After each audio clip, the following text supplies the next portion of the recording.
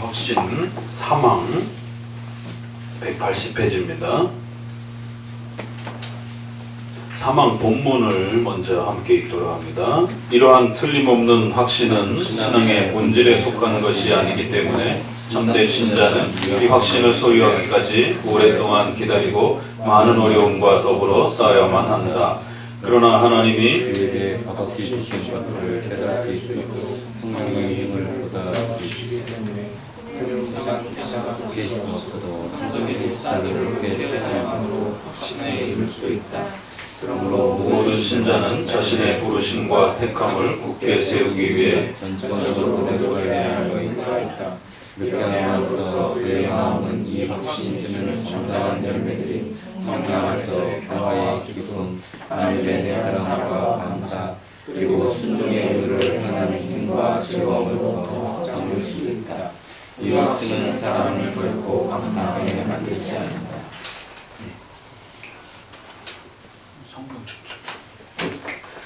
자, 밑에 설명을 봅니다. 확신의 완성을 위한 수단들, 이렇게 해서 이제 우리가 앞서 배웠던 성경 그 수단들에 대한 이제 확신의 이 수단들을 어떻게 이해할 것인가를 사망은 이제 소개하고 있습니다. 확신을 만들어가는 여러 가지 수단들에 대한 부분들을 이제 잘 이해해야만이 이 신앙의 확신의 열매들을 누릴 수 있다라고 이제 소개하는데요.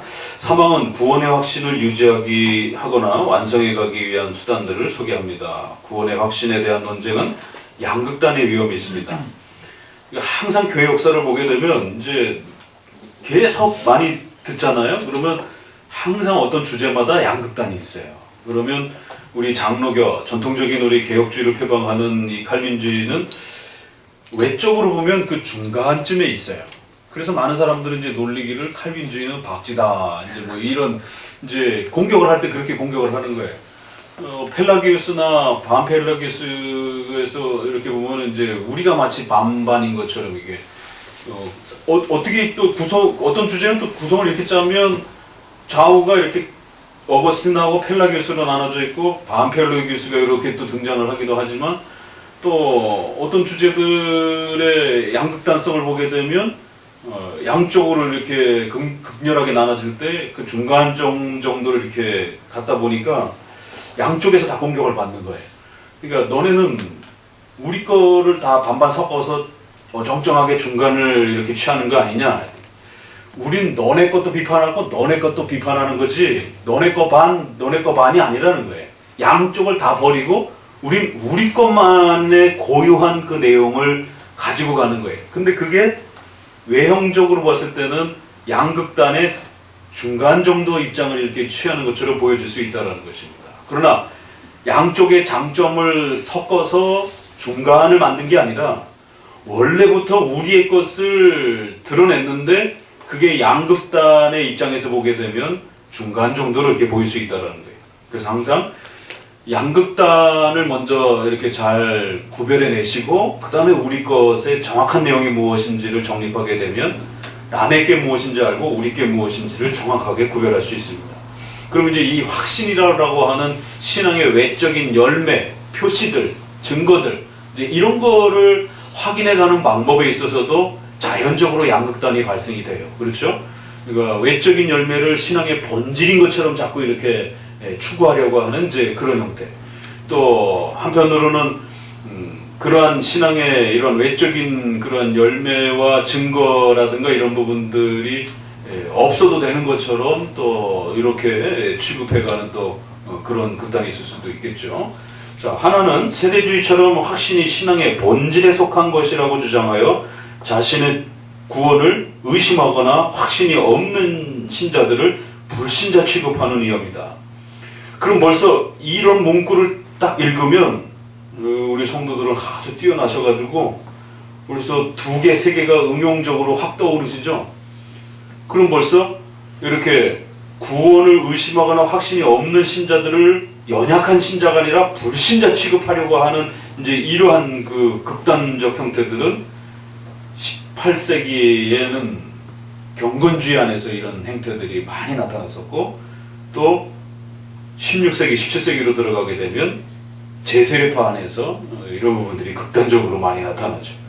또 하나는 로마 카톨릭처럼 확신은 신앙의 본질이 아닌 것처럼 주장하여 자신의 구원의 확증을 면죄부처럼 단지 외적인 수단과 표시들을 통해서만 소유하게 만드는 이런 위험입니다. 그러니까 이 양극단의 이런 부분들을 조심하면서 이 문제에 대해서 신조는 틀림없는 확신은 신앙의 본질에 속한 것이 아니다라고 일단 문장을 정리했어요. 이 신앙의 확신을 어떻게 취급해야 되는지에 대한 논란이 많이 역사 속에 있었습니다. 그랬을 때 적어도 우리의 선조들은 이런 신앙의 확신과 관련된 외적인 신앙의 열매와 내용들은 본질에 해당이 되는 것이 아니다라고.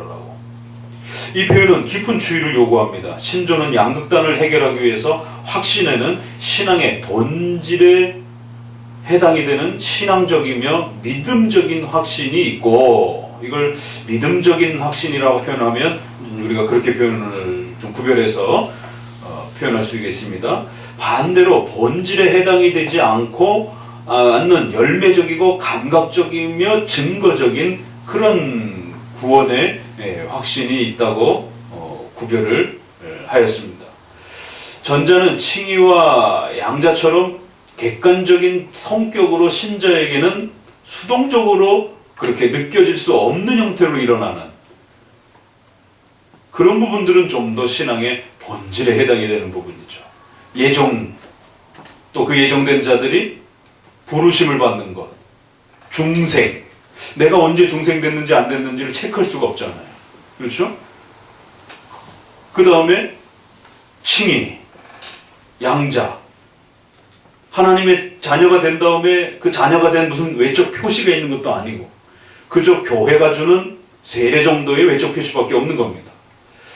다만 후자는 성화처럼 주관적인 성격으로 신자에게 능동적이며 느껴질 수 있는 감각적인 형태로 일어납니다. 이걸 구별해야 됩니다. 이걸 구별하지 않고 순서를 뒤섞어 버리게 되면 거기에 이제 혼란이 벌어지는 거지.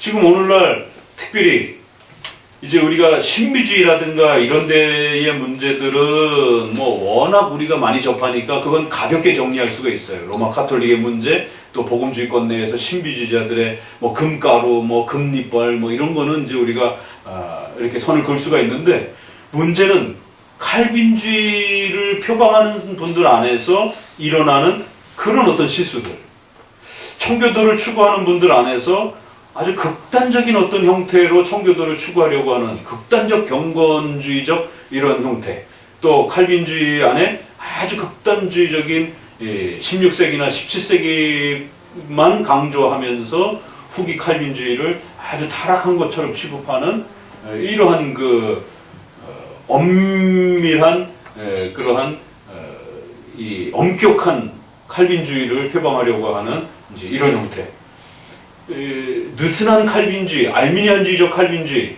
이런 형태도 문제지만 과격한 하이퍼 칼빈이즘, 하이퍼 청교도주의, 이러한 형태도 조심해야 된다는 것이에요. 그러니까 우리 안에서 논의되어지는 문제들은 굉장히 더 복잡합니다. 그래서 그런 부분들을 잘 구별해야 되는데, 특별히 이런 구원론에서 엄격주의가 나오게 되는 이유는 바로 이 전자와 후자를 헷갈려 할 때에 벌어집니다. 그래서 성화에서 확인을 해야 될 문제를 앞부분 중생의 어떤 증거인 것처럼 자꾸 이렇게 확인해 가려고 하면 굉장히 심각해집니다. 또 확인할 수 없는 부분을 마치 확인할 수 있는 것처럼 또 이렇게 이런 것도 그렇고, 또 성화의 이 속에서 나타나지는 이런 부분들을 마치 확인할 수 없는 것처럼, 또 신자는 성화의 이런 부분에 대해서 전혀 변화가 없어도 되는 것처럼, 또 그리고 요즘에는 또 뭐 저절로 성화 이런 이제 참 표현도 막 돌아다니고, 예전에는 신학적으로 완전 성화 뭐 이런 부분들은 이제 나왔어도 요즘에는 이제 뭐 성도들 편안하게 대화를 이제 하다 보니까 단어가 만들어져서 뭐 저절로 성화주의자들 뭐 이런 표현들도 나오기도 하고, 또 그런데 중간에 이러한 그 완전 성화와 그 성화의 필요성을 지나치게 강조하면서 거기로부터 어떤 확신을 이렇게 체크하려고 하는, 이제 이런 쪽에서 결국 공로주의 사상이 발달이 되고 또 세간자막파라든가 또 이제 이런 성화에 대해서 지나치게 강조하는 이제 이런 율법주의 형태의 문제들도 또 파생이 돼요. 문제가 발생이 됩니다. 그러니까 이제 이런 모든 부분들을 순서를 헷갈리지 말고 어디에다가 능동적이라는 말을 써야 될지 어디에다가 수동적이라는 말을 써야 될지를 잘 구별해야 된다는 겁니다. 예정이나 부르심이나 중생이나 칭이나 이런 쪽에는 능동적이라는 말을 우리 전통적인 칼빈주의 쪽에서는 잘 안 쓴다는 겁니다. 성화 쪽에서 능동적이라는 말을 또 쓰는 것이. 근데 성화에조차도 능동적이라는 표현을 안 쓰려고 하시는 분들이 있어요. 이런 하이퍼 칼빈이즘에서는 모든 게 다 은혜지, 성화도 모든 게 다 은혜지. 원론적 본질론에서는 맞지만 성화의 실천적 책임을 이야기할 때는 반드시 성도들의 책임을 이야기해야 되고 상벌에 대한 이야기를 해야 되고 또 능동적 적극적 행동을 이야기를 해야 됩니다.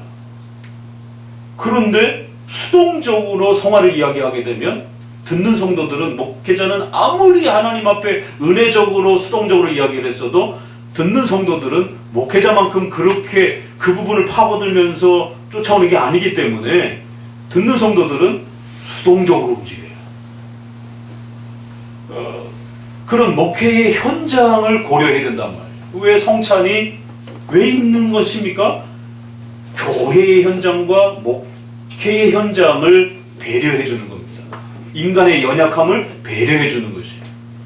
왜 하나님이 직접 가르치지 않고 직접 말씀하지 않습니까? 왜 교회의 질서를 세우고 목회자를 세우고 왜 성경이라는 글을 인간의 글을 통해서 하나님 말씀을 전달합니까? 배려의 차원인 것이에요.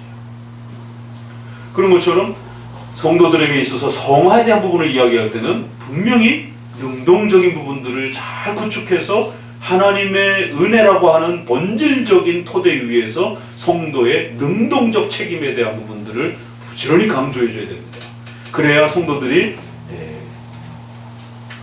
성화 속에서의 부족하지만 열심히 최선을 다하려고 하는 성화적 이 행동들을 또 힘을 내는 것입니다. 예정론에 대한 부분이 중요하지만 그렇다고 해서 예정론에만 치우쳐서 가르치게 되면 결국 성화론에 대한 부분들이 구별되지 않아서 구원의 서정이 구별되지 않고 그냥 예정론만 강조가 되어지는 이런 형태가 되게 되면 성도의 성화에 대한 교회적 질서와 교회적 책임론에 대한 부분들이 다 붕괴가 되어버립니다. 그러니까 하나만 가르치면 될 문제가 아니에요. 그래서 시스템이라고 하는 체계적 교육, 체계적인 훈련, 체계적인 신앙 이런 고백이 중요한 겁니다. 그냥 한두 개만 그냥 이렇게 알아서 될 문제가 아니라는 것이. 그래서 어떻게 하면 체계적으로 이해할 수 있는 것인가? 그래서 그 체계적이고 질서적인 그러한 성경의 이해와 배움을 고백하다 보니까 체계적, 질서적 이런 표현을 즐겨 쓰다 보니까 우리가 이것을 조직신학이라고 이렇게 표현하는 거예요. 조직이라는 말을 시스템이라고 하는 그 말을 결국 차용해서 신앙의 이러한 배움도 체계적으로, 질서적으로, 조직적으로 짜임새 있게 그렇게 잘 이해해야지 더 바르게 이해하고 더 깊이 이해할 수 있다는 거죠. 그러니까 신앙의 이 확신에 대한 부분들을 본질론에서 이야기하느냐, 외적인 열매에서 이야기하느냐에 따라서 이처럼 본질론에서 이야기할 때는 신앙의 이 확신은 외적으로 드러나는 이런 부분들은 본질이 아니다라고 이렇게 말할 수 있는 것이죠. 웰민처럼. 그러나 칼빈처럼 하나님이 우리를 예정하시고 중생시켜 주시고 또 우리를 칭의시켜 주신 이런 은혜를 신앙의 확신으로 이야기할 때는 비록 우리가 그걸 느끼지만 아직은 시간적 순서에 있어서 구원의 서정의 질서의 순서에 있어서 아직은 그것을 충분히 느끼지 못하는 단계라 할지라도 내가 아직 못 느낀다 할지라도 분명히 내가 태어날 때부터 예정된 자인 것이에요. 그 예정은 내가 확인했다고 해서 예정된 자가 되는 게 아니고 내가 확인을 하든 못하든 간에 이미 예정된 자로 태어나는 것이에요. 그리고 어느 시점에 중생의 역사가 일어났는지 모르지만 그 중생의 역사가 내가 느끼든 안 느끼든 하나님의 역사 속에 바람이 임의대로 보는 것처럼 그렇게 성령의 중생케 하는 역사가 우리 안에 우리가 알 수 없도록 우리가 느끼지 못하는 그런 때에 이미 일어나고 있는 것입니다. 그래서 그런 신앙의 보다 본질적인 이 구원의 역사를 이야기할 때 칼빈은 그것을 신앙의 이런 믿음의 본질적인 확신이다라고 이렇게 주로 즐겨 말을 써요. 그러다 보니까 이런 신앙의 확신의 이러한 부분들은 본질에 해당이 된다라고 이렇게 표현을 하기도 합니다. 그러니까 용어와 개념을 어떻게 설정해서 쓰느냐를 잘 이해하면서 이 글을 읽어야지, 이게 왜냐면은 시간차가 있기 때문에 그래요. 벌써 100년, 200년 전에 쓰던 표현과 또 지나면서 또 새롭게 더 가다듬어지면서 쓰여지는 이제 표현이라든가 이런 부분들. 뭐 과거에는 뭐 구원의 질서나 구원의 단계라든가 서정이라든가 뭐 이런 단어들이 없었습니다. 그냥 신앙 따로 가르치고 회개 따로 가르치고 이러는데, 이제 이것이 웨스트민스터의 이제 이러한 그 좀 더 체계적인 어떤 구조를 갖춰가면서 후대에 그 좋은 신학적 용어와 표현들이 나오는 거죠. 삼일체라는 단어도 초대 교회에 그것이 정립이 되기 전까지는, 니케아 신조라든가 이런 형태를 통해서 정립이 되기 전까지는 좀 더 자유롭게 그냥 쓴 것입니다. 자, 그래서 칼빈은 내적인 신앙의 본질에 대한 예정과 칭의, 이러한 그 본질적 부분들을 신앙의 확신이라고 하는 형태로도 사용을 했기 때문에 우리가 느끼든 안 느끼든 그것은 신앙의 본질적인 하나님의 은혜다라고, 이런 것이 없으면 절대로 신앙이 일어나지 않는다라고. 예정이 없으면 어떻게 신앙이 일어나겠어요? 중생이 없으면 나머지 다음 단계가 어떻게 일어나겠어요?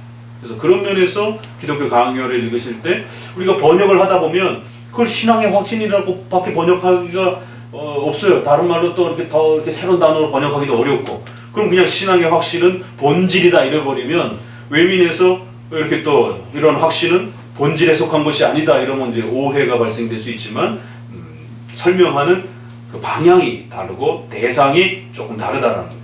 그리고 또 구원의 서정에 있어서도 좀 더 수동적인 전자를 대상으로 할 때는 이러한 신앙의 확신들이 안 나타나기도 하고 또 느껴지지 못하는 형태로 진행이 되기도 하고, 후자 부분에 해당이 되는 성화를 둘러싸고 있는 이런 부분들은 우리가 회개할 때에, 또 우리가 믿음을 고백할 때에, 또 우리가 인격적으로 고쳐나가려고 애를 쓸 때에 좀 더 능동적으로 또 감각적으로 전인격적으로 느껴지면서 또 그러한 확신들이 나타나는 것입니다.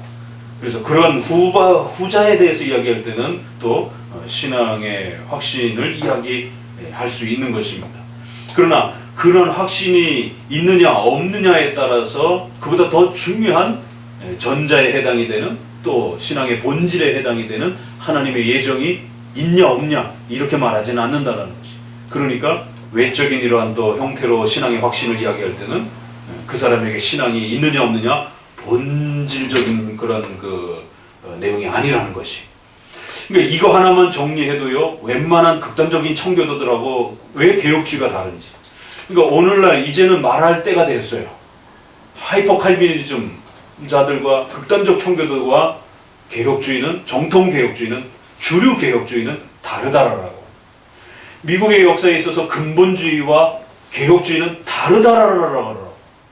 자유주의와 우리가 싸워야 될 때는 우리도 근본적 신앙을 고백하기 때문에 어떤 면에서는 우리가 근본주의라고 말할 수 있는 것이, 자유주의에 대항할 때는 신학 원리상 우리도 근본적 신앙을 지켜나간다라고 말할 때는 근본주의라고 말할 수 있는 것이. 그럴 때 그것은 1920년을 전후로 해서 초기 근본주의에 해당이 되는 겁니다.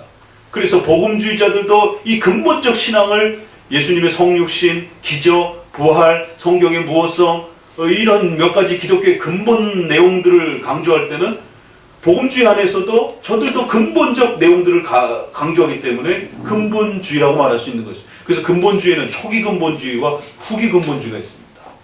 후기 근본주의는 반문화적이고 아주 강력하게 이러한 그 반이성적이고 반문화적인 형태로 술, 담배 막 다 금지하고, 미국에서 금주 금연운동이 일어나면서 이 자유주의에 대한 반대운동이 더 극단적으로 이렇게 치닫게 되는 형태로 나갑니다. 그럴 때는 개혁주의가 다 빠져버렸습니다.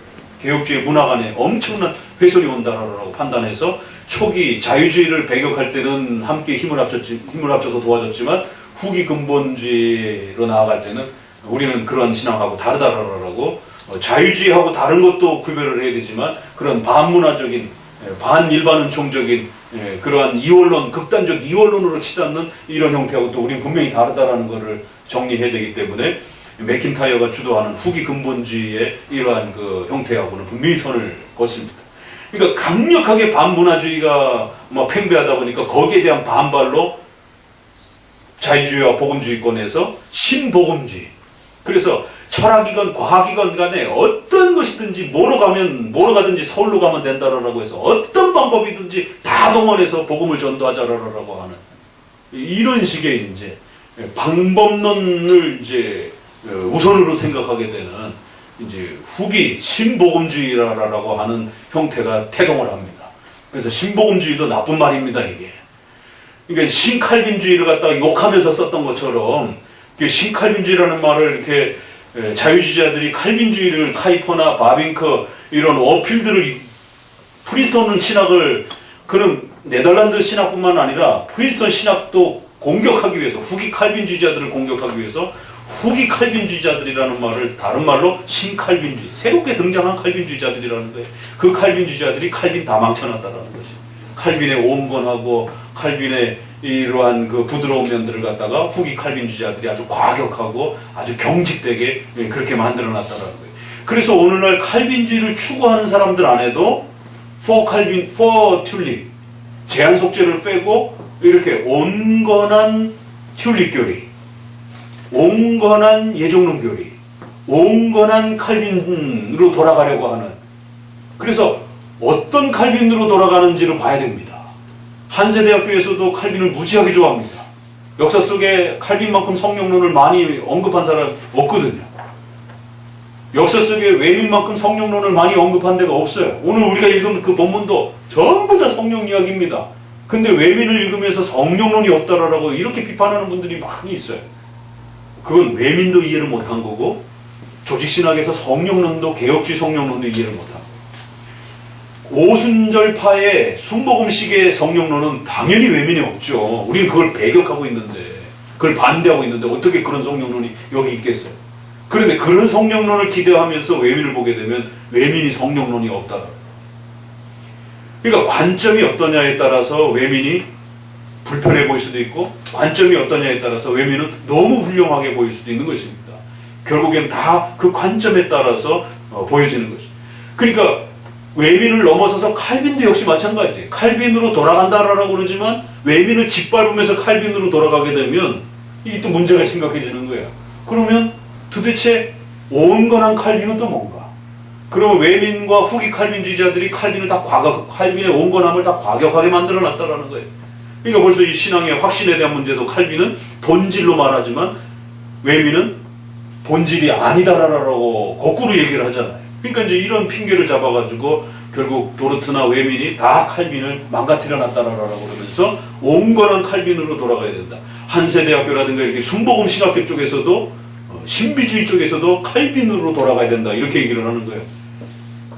기가 막힐 노릇인 것이죠. 그러니까 하이퍼 칼비니즘도 극단적인 칼빈주의자들도 또 칼빈으로 돌아가야 된다라고 이렇게 얘기를 하고, 그러나 이제 그거를 넘어서서 어거스틴으로 돌아가야 된다 또 이제 이렇게 얘기를 해요. 칼빈도 부족하다. 칼빈도 아주 수준이 떨어진다. 어거스틴으로 돌아가야 된다. 이렇게 얘기를 해요. 그럼 도대체 어떻게 돌아가야 됩니까? 그러면 성경으로 돌아가는. 그러니까 이제 그런 걸 왜 공부해? 성경을 다이렉트로 돌아가야 되지. 이제 이렇게 또 이야기를 하는 거예요. 그래서 말라기서에 돌아와라 돌아와라 이렇게 얘기를 하시는 거예요. 어떻게 돌아가야 됩니까? 이렇게 묻는 거예요. 어떻게 돌아가야 되는지 성경으로 돌아가는 겁니까? 그러니까 구약은 의식제도가 존재하던 시절이니까 그래서 거기에 11조 얘기와 성전 예배 얘기가 나오는 거예요. 도둑질했다. 다 망가뜨렸다. 제사제도를 다 망가뜨렸다라고. 그래서 구약은 제사제도를 복원하면서 돌아와야 된다. 신약의 방식대로 제사가 끝나고 나서 이제 우리 안에 신약의 예수님을 통해서 정립된 그러한 신앙의 질서를 따라서 돌아와야 되는 겁니다.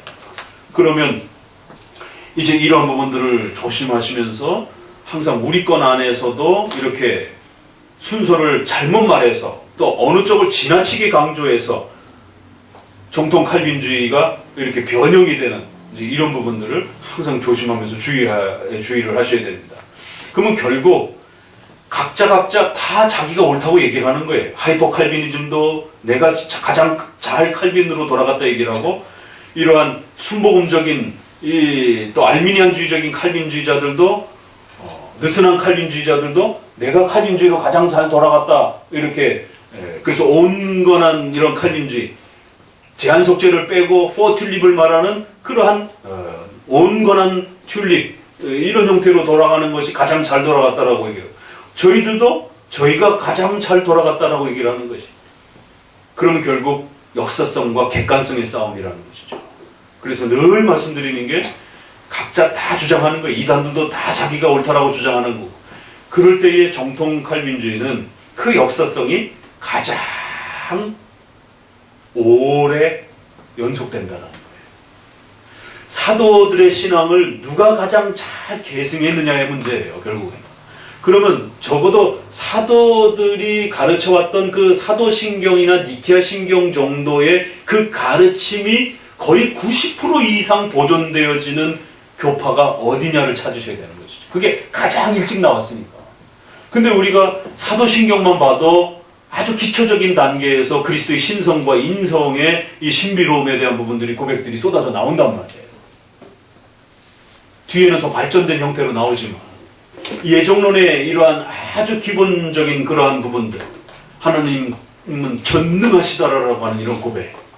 그래서 하나님이 전능하시기 때문에 창조의 우주 역사와 인간의 개인의 운명에 대한 구원의 역사와 이 모든 것을 하나님이 기뻐하시는 바대로 스스로 할 수 있다라는 것.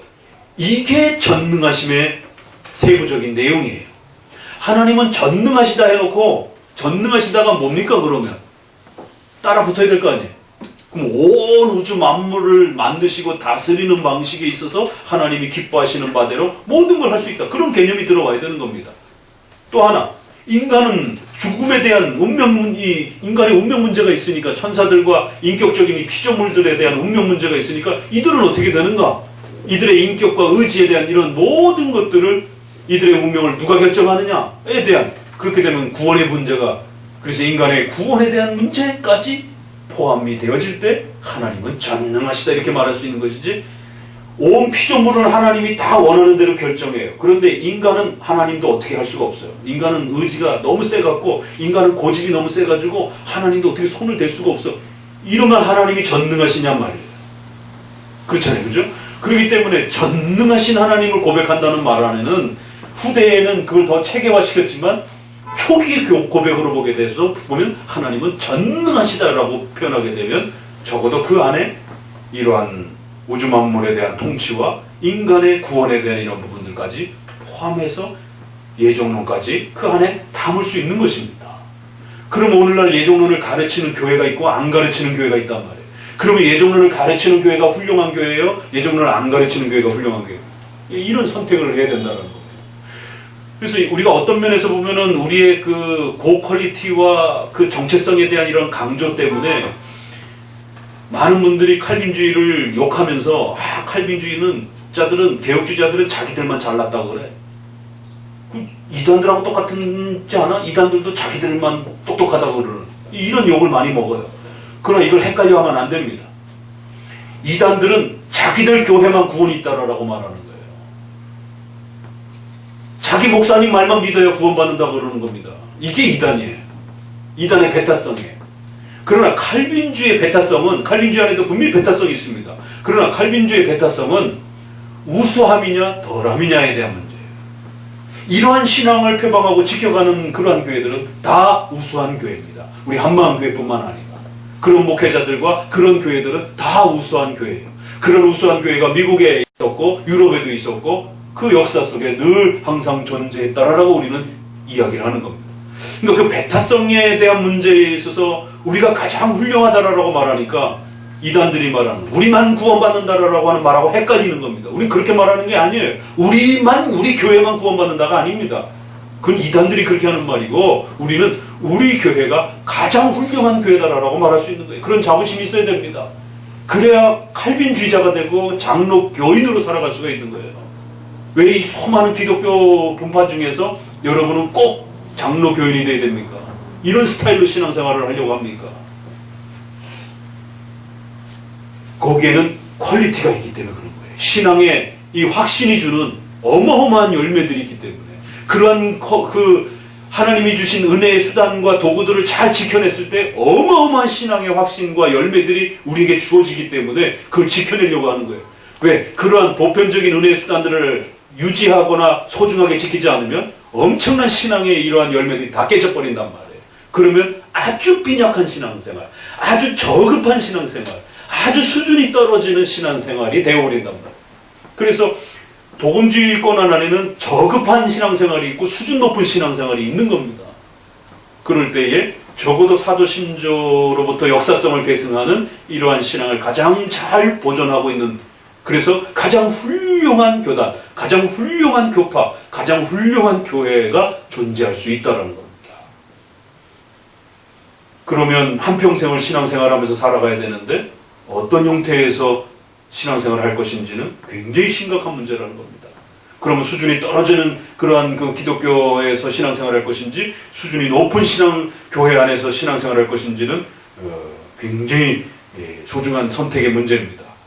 그러면 배타성은 비슷하지만 우리 교회만 구원이 있다 이렇게 우리는 말하는 게 아니라 우리 교회는 역사적인 칼빈주의를 표방하기 때문에 가장 훌륭하다라고 말할 수 있는 것이에요.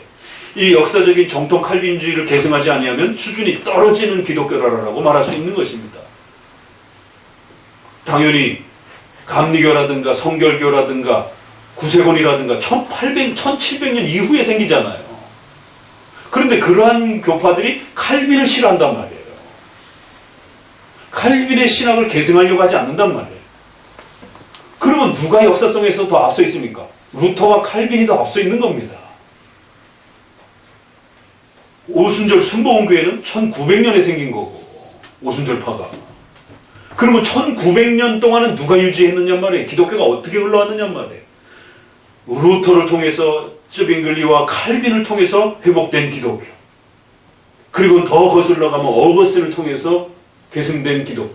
그래서 루터의 글이라든가 쯔빙글리의 글이라든가 칼빈의 글은 끊임없이 어거스틴을 언급하는데 웨슬레의 글에는 어거스틴을 그렇게 언급하지 않아요.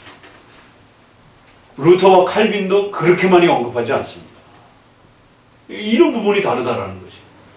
그래서 역사성에 있어서 어거스틴과 루터의 이러한 역사성과 또 칼빈의 루터의 후반부의 이런 루터파의 부분은 우리가 문제를 삼지만 루터가 칭의론을 언급한 부분은 우리가 종교개혁의 선두주자로서의 그 존경함은 있는 것입니다. 루터를 빼놓고는 종교개혁을 이야기할 수는 없는 거잖아요. 그러니까 그런 것처럼 루터파와 루터는 좀 우리가 또 구별해서 이야기를 할 줄 알아야 되고, 비록 우리가 개혁파를 쯔빙글리나 불링거나 칼빈으로부터 시작한다 할지라도 루터는 종교개혁에 있어서 가장 훌륭한 인물이고 또 칼빈도 자신의 시대에 준 특별한 사도이다라고까지 이야기할 정도로 어마어마한 인물인 것입니다. 그런 내용들을 전부 다 가다듬어서 적어도 도르트 신조와 웨스트민스터 신조, 그러면서 또 후대에 이 웨스트민스터 신조나 도르트 신조라든가 이런 부분을 누가 가장 많이 언급하고 있는가? 근데 갑자기 어느 날 느닷없이 1700년에 1800년에 교단이 새로 생기면서 이 방식이 훨씬 더 성경적이다 라고 주장하면서 앞선 선조들을 막 비판하기 시작해요. 어거스틴도 문제고 칼빈도 문제고. 이러면 역사성의 문제가 발생이 된다. 그래서 역사성에 대한 부분을 누가 가장 오래도록 계승하고 있는가. 또 객관성에 있어서 니케아 신조, 사도 신조.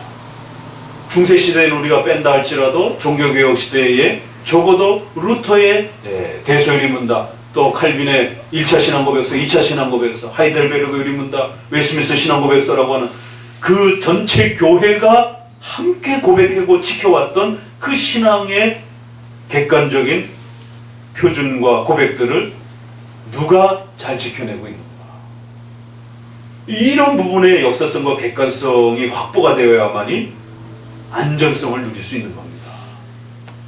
각자 다 성경 읽고 내가 읽은 게 가장 안전하다라고 이야기하면서 순복음교회 사람들도 신앙의 확신을 누리고 살아간다고 얘기를 하고, 이단들도 확신이 있으니까 자신의 삶을 그렇게 다 버려가면서 그렇게 희생하는 것이죠. 아니, 이방인들인 불교인들도 힌두교인들도 어떤 확신이 있으니까 자기 생을 그렇게 바치면서 그렇게 살아가는 것이에요. 각각의 확신은 어느 정도의 종교적인 변형된 확신이라 할지라도 주어지는 겁니다. 근데 그게 오래 가지를 못하고, 그게 지속적이지 못하고, 그게 깊지를 못하다라는 거죠. 그러다 보니까 항상 갈급한 형태로 끊임없이 새로운 것들을 찾으면서 그 공허함을 이렇게 채우지 못하는 이런 부분들이 이제 문제가 되는 겁니다. 그럴 때 칼빈주의와 개혁주의가 가장 그 신앙의 외적 열매와 확신의 이 내용들을 가장 잘 보존해 주었고, 또 얻을 수 있는 방법론들을 가장 체계적으로 잘 정리를 했고, 그래서 어떤 성도들이든지 이 보편적이고 외적인 이러한 방법론들을 잘 사용했을 때 특수한 어떤 그런 비상적인 어떤 형태의 특별한 어떤 계시가 없어도 얼마든지 그 신앙의 외적인 확신의 이런 열매들을 누릴 수 있도록 그 체계를 잘 이렇게 정립해 줬다라는 것입니다. 이런 부분에서 우리가 칼빈주의의 이런 부분들을 훨씬 더 우수하다라고 말할 수 있는 것이에요. 그러니까 이런 부분에서 이제 외적인 성화의 마지막 단계에 있어서 성화의 확신에 대한 성도들이 내가 택자인지에 대한, 내가 구원받았는지에 대한, 내가 성화되고 있는지에 대한 이런 그 외적인 확신들을 각 교파마다 만들어주는 방식이 다 다릅니다. 로마 가톨릭에서는 미사에 참석해야 돼요. 고해 성사해야 돼요. 그런데도 그 허전함을 채울 수가 없어요. 그러니까 루터도 내가 별의별 걸 다 해봤는데도 안 채워지더라 얘기하잖아요. 끊임없이 금식하고 끊임없이 고행을 하는데도 안 채워지더라고. 또 제세례파와 같은 그런 아주 극단적인 어떤 하나님의 음성을 들었다라고 그러면서 어마어마한 그런 아주 초극단적인 경건을 추구하면서 뭔가 이렇게 해보는데도, 그런데도 또 그 허전함이 찾아드는 것이에요. 제세례파들도 막 순교하고 그랬어요. 그 비판받을 때. 그래서 그 사람들도 뭔가 확신이 있으니까 그 순교하면서도 의연하게 순교하기도 하고 그랬습니다. 그러나 그거는 어떤 특수한 몇 분이지 보편적으로 일반 성도들이 다 그렇게 아주 장엄한 확신을 갖고 살아가고 그러지는 않는단 말이에요. 일반 성도들은 다 불안에 떨고 그 신앙의 확신을 유지하지 못하고 다 시험에 들고 막 이런 고통에 빠지는 거죠. 그러면 또 이런 극단적인 또 청교도의 어떤 이런 형태를 통해 가지고 금리빨, 금가루 이런 건 아닐지라도 내용만 바뀌었을 뿐이지 비슷한 그런 외적인 그런 회개와 어떤 아주 강렬한 자기 성찰에 대한 어떤 이러한 부분들을 강하게 유지했을 때 그러면은 뭔가 신앙의 확신을 유지하는가? 그 당시에는 유지를 해요. 그렇지만 일상생활로 돌아왔을 때는 급격히 그 확신이 무너져 내리는, 유지가 안 되는. 그러니까 계속 금식을 해야 되는, 계속 기도에 매달려야 되는, 계속 죄책감과 어떤 그 어떤 죄의식의 자각 속에 머물러 있어야 되는, 이런 어떤 현상이 벌어지는 것입니다. 그러면 또 기복주의, 신비주의에서는 외적인 어떤 물질의 복이라든가 어떤 이런 부분들이 자기에게 치유라든가 병고침에 어떤 이런 부분들이 유지가 되어야 또 확신에 대한 어떤 부분들을 가지게 되는 형태로 나아가는 거고요. 또 신비 체험이라든가 어떤 종교 체험의 어떤 이런 부분들은 또 그런 걸 계속해서 유지해야만이 종교 체험을 통해서 확신을 또 끌어가게 되는. 그런데 그런 종교 체험도 일생에 한 번 있을까 말까 하지 뭐 일반 사람들이 늘 그런 종교 체험이 주어지는 게 아니잖아요. 감성적으로 좀 약간 풍성한 사람들이 그런 비몽사몽하는 가운데 그런 어떤 체험들도 많이 하지, 좀 더 좌뇌인가요? 좌뇌가 이성적인가? 자네가 발달하면서 의학적으로 이렇게 좀 더 이성적이고 냉철하고, 아니, 이렇게 성격상 그런 사람들 있잖아요. 그러면 그런 사람들은 굉장히 이렇게 그런 어떤 신비 체험 이런 부분들도 그렇게 잘 체험도 안 해요. 그러니까, 그러면 그런 사람들은 2등 신자가 돼야 되냔 말이에요. 그러니까 이런 부분에 어떤 각 교파마다 신앙의 열매와 내용들을 통해서 구원의 확신을 주는 방식들이 다 다르단 말이에요. 그러니까 여호와 증인이라든가 이런 데는 전도를 또 많이 해오면 그 전도가 상급이 되어서 전도 구원파라든가 또 다락방이라든가 이런 데서도 그런 어떤 외적인 전도의 열매가 마치 또 그 어떤 큰 하나의 확신의 어떤 기준점이 되기도 하고, 그럴 때 웨스민스터는 칼빈의 선을 따라서, 어거스틴의 선을 따라서 우리 선조들이 이러한 신앙의 확신과 내용들을 외적인 부분으로 다 봤을 때는 그거를 신앙의 본질로 취급하지 않고, 그래서 그것이 다소 없는 신자라 할지라도 함부로 불신자라고 이렇게 절대로 취급하면 안 된다는 거예요. 교회의 공식적인 세례 절차를 통해서 신자가 되었으면 함부로 그를 불신자 취급하면 절대로 안 됩니다. 연약한 신자로는 다그치고 권면하고 책망할 수 있어도 절대로 성찬에 정당한 그런 자격 요건을 갖췄는데도 불구하고 성찬에 못 참석하게 한다든가, 또 신자가 아닌 것처럼 취급한다든가, 또 더 나아가서 세례의 기준을 너무 높게 취급한다든가 이러면 안 된다는 것입니다. 우리 안에서 적어도 성경이 요구되어지는 그러한 그 형태로 어떤 형태가 가장 그러면 안정적이고 성경적인 이러한 신앙의 확신과 내용들로서 유지될 수 있느냐라고 했을 때 바로 요 정도로 이렇게 정립이 된 겁니다.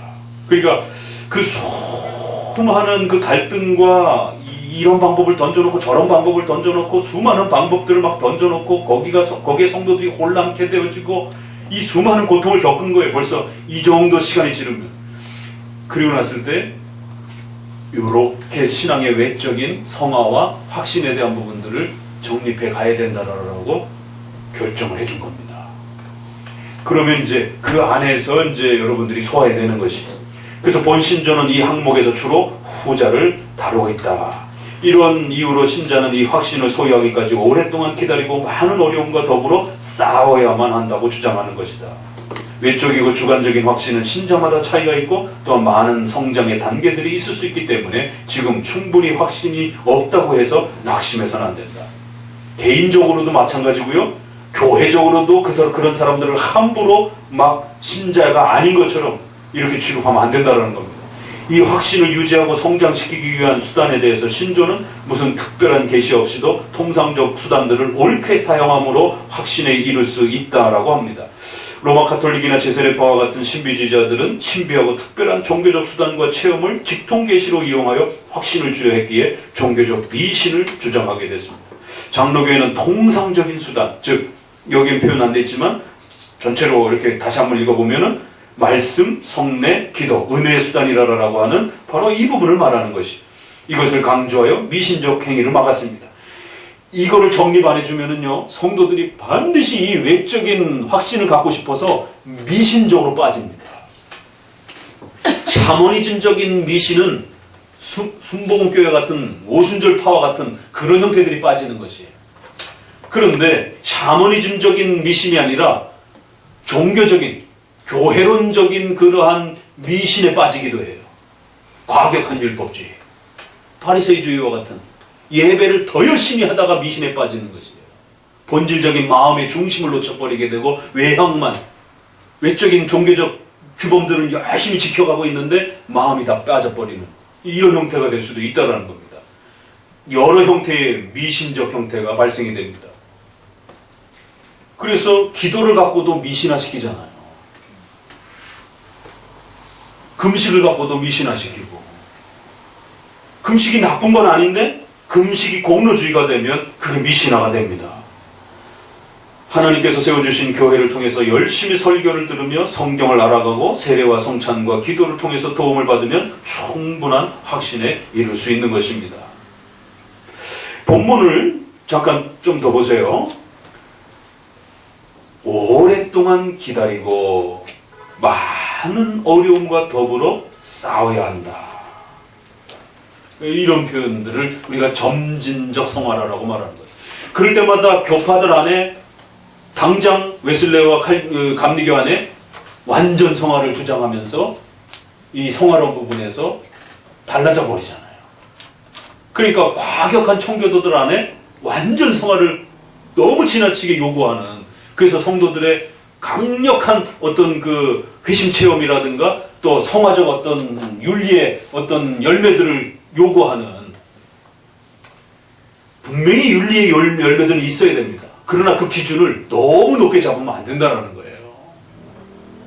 세례 조건, 성찬의 조건, 이런 부분들이 조건은 있어야 됩니다. 그러나 너무 높게 잡으면 아무도 못 들어온다는 거예요. 아무도 그 외적인 연약함을 도와주기 위해서 세워준, 연약하니까 준 건데 연약하다고 안 주는 거예요. 참 웃지 못할 일이 벌어졌죠. 연약하니까 그 성찬을 통해서 신앙의 성숙을 이루라고 준 건데 연약하다고 못 들어오게 하는 거예요. 너는 신앙의 수준이 그거밖에 안 되니까 성찬에 못 들어온다라고. 이 참 우픈 일이 돼버린 거죠. 오히려 그 연약함 때문에 성찬을 주신 건데, 이게 체계를 잘못 세우게 되면 이런 일들이 벌어진다는 거예요. 우선순위를 거꾸로 적용하게 되는, 중심과 보조수단을 거꾸로 적용하게 되는 이런 일이 벌어지는 것이에요. 오랫동안 기다리고 많은 어려움과 싸우는 것이에요. 그러니까 로마서 7장을 우리는 중생자로 보는데, 로이드 존스나 웨슬레라든가 많은 분들이 로마서 7장을 비중생자로 해석을 하는 겁니다. 그래서 준비 단계의 어떤 그 모습처럼 로마서 7장을, 그래서 죄와 갈등하고 고민하고 아파하고 이런 부분들이 적어도 중생 전 단계의 어떤 그런 마치 준비의 어떤 그 은혜처럼 이렇게 준비의 어떤 그 과정으로서 필요로 하는 어떤 회심의 어떤 과정으로 이렇게 이야기를 하는. 그러나 칼빈주의에서는 인간은 죄인이기 때문에 전적 부패자이기 때문에 이런 갈등 자체를 할 수가 없다라는 거예요. 중생하지 않으면. 그래서 중생한 자만이 이런 죄에 대해서 아파하고 갈등할 수 있는 것이다라고 로마서 7장을 해석하는 접근 방법도 그래서 달라집니다.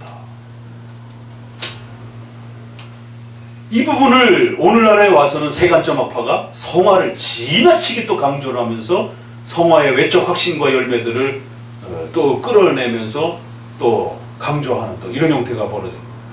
이 부분에서 고민하다가 전통적인 이러한 방법들이, 전통적인 법정적 칭의가 마치 무슨 부족함이 있어가지고 문제가 되는 것처럼, 전통적인 성화의 이러한 그 구원의 확신의 이러한 그 구별이 마치 무엇이 문제가 있는 것처럼, 웨스트민스터의 이런 부분이 마치 무슨 결격 사유가 있는 것처럼 불편하게 이렇게 접근하면 안 된다는 것이에요. 그래서 이제 존 머레이의 결정성화라고 하는 이제 이런 표현도 시도는 했지만 많은 분들이 그거를 좋게 평가하는 분들도 있어요. 그러나 대다수의 많은 주류 장로교 신학자들은 존 머레이의 구원론은 굉장히 훌륭합니다. 그런데 아주 아쉬운 부분은 바로 그 결정성화를, 우리는 점진적 성화를 주장을 합니다. 이 성화론의 이 열매의 싸움에 있어서 칭의와 성화를 구별하는 것에 대한 논쟁 싸움이 있었잖아요. 그 결국 이제 또 성화 부분에 들어가서 이 성화를 어떻게 논할 것인가와 관련했을 때에 감리교와 장로교가 완전 성화와 불완전 성화, 점진적 성화와 확정적 성화, 완전 성화 형태를 주장하는 감리교 계열의 이 형태가 나타나는 것이. 그런데 느닷없이 갑자기 오랫동안 기다리면서 많은 어려움 속에서 더불어 싸워가면서 때로는 그 연약함을 드러낼 수도 있고, 또 때로는 좀 더 신실한 모습으로 교회 안에서 성화된 모습으로 나타날 수도 있다라고 우리 선조들이 정립해준 이 부분을 자꾸 이 성화가 부족한 것에 대해서 자꾸 이렇게 문제를 제기하면서 법정적 칭의가 문제가 있어갖고 문제가 있는 거죠.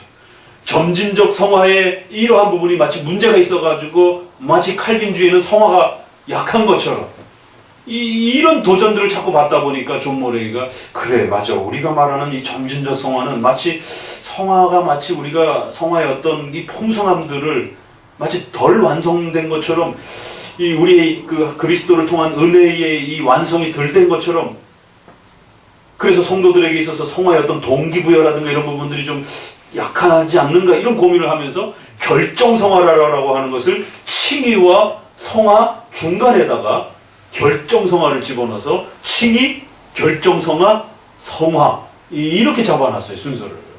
그러니까 많은 분들은 머레이의 이러한 그 결정성화라고 하는 부분들이 상당히 신선한 교리고 상당히 성경을 더 깊이 봐가지고 칼빈주의의 성화론에 약했던 그 부분을 좀 더 완성한 것처럼 이렇게 주장하지만 박형룡, 조성만, 대부분의 프린스턴의 또 많은 분들도 그렇고 전통적인 칼빈주의 학자들은 부정적으로 평가합니다. 오히려 칭의를 헷갈리게 만든다. 법정적 칭의는 단회적 칭의, 확정적 칭의, 완성적 칭의 이렇게 완성과 확정됐다라는 말을 칭의에 구별했었던 겁니다. 그리고 아직 불완전하고 점진적이고 발전적이어야 되고 지속적이어야 되고 이럴 때는 성화에다 쓴 거예요. 그러니까 능수동을 어디다 써야 되느냐에 따라 그 강조점이 달라지는 것처럼 칭의와 성화의 이 논쟁은 하루 이틀의 싸움이 아니었단 말이에요. 지난 수백 년 동안 루터가 칭의를 외치고 난 이후부터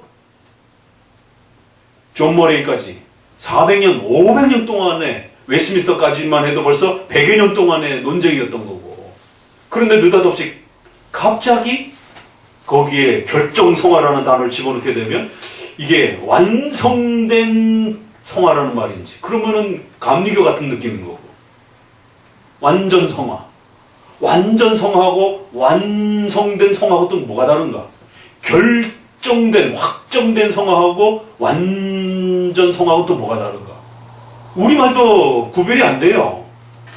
그러니까 영어의 definition이라고 하는 이 표현을 쓰는데 이게 완전 성화와 도대체 완전 성화와 결정 성화가 도대체 그럼 우리말로도 번역하기 참 어렵다 보니까 결정 성화, 확전된 성화 이 정도 표현을 번역을 하는데 그 완전 전통적으로 신학 용어로 감리교의 성화를 완전 성화라고 이렇게 확정된 성화라고 이렇게 표현해 왔는데 그럼 그거하고 뭐가 다른가? 구별이 안 되는 거예요. 칭의가 혼동되어지는 칭의는 확정된 거고 변동이 없는 거고 이례적인 거고 결정된 거고 이런 표현을 썼는데 갑자기 성화에다 대고 결정된 거고 확정된 거고 완성된 거고 이렇게 써버리게 되면 점진적 평화는 그럼 성화는 어떻게 또 표현을 해야 되냐고요. 이래서 웨스민스터가 구축해준 이러한 좋은 신학적 개념과 이런 내용들을 함부로 막 비판하거나 함부로 막 바꾸거나 이런 부분들을 신학자들은 조심해야 된다는 거예요. 최근에 젊은 신학자들이 존 머레이의 그런 결정 성화에 대한 이런 독특한 개념을 아주 선호하면서 또 이렇게 추천하시는 분도 있더라고요. 그러나 적어도 더 많은 주류적인 칼빈주의 학자들이 그 결정 성화는 훨씬 더 성화 부분에는 강조점을 더 둘 수 있겠지만 오히려 칭의가 헷갈리게 만드는 그렇게 되면 잘못하면 칭의가 그동안 구축해왔던 칭의의 완전성이라고 하는 불변성이라고 하는 이 개념이 오히려 깨져버릴 수 있는 또 다른 위험이 발생이 된다는 거예요. 칭의와 성화는 이거 치면 이게 들어오고 이거 치면 이게 들어오고 계속 역사 속에서 이게 왔다 갔다 했기 때문에 이걸 어떻게 구성해 주느냐가 그 오랜 세월의 싸움이었는데 그래서 칭의와 성화는 각각 구별해 놓고 또 동전의 양면처럼 분리시키지 않는다라고 하는 그래서 칭의가 앞서 나가고 성화가 그 열매로 따라오 이 정도의 개념으로 정립을 해준 겁니다. 우리 개혁주 안에서는 앞에서 했잖아요. 다. 그런데 느닷없이 갑자기 칭의에서 쓰는 그러한 형용사와 이러한 표현들을 성화에다 붙여가지고 갑자기 확정성화라고 하면서 그거는 완전성화라고 다른 거다 이렇게 말해버리게 되면 성도들이 그걸 어떻게 구별하냔 말이에요. 신학 목회자들도 구별하기가 어려운 거예요.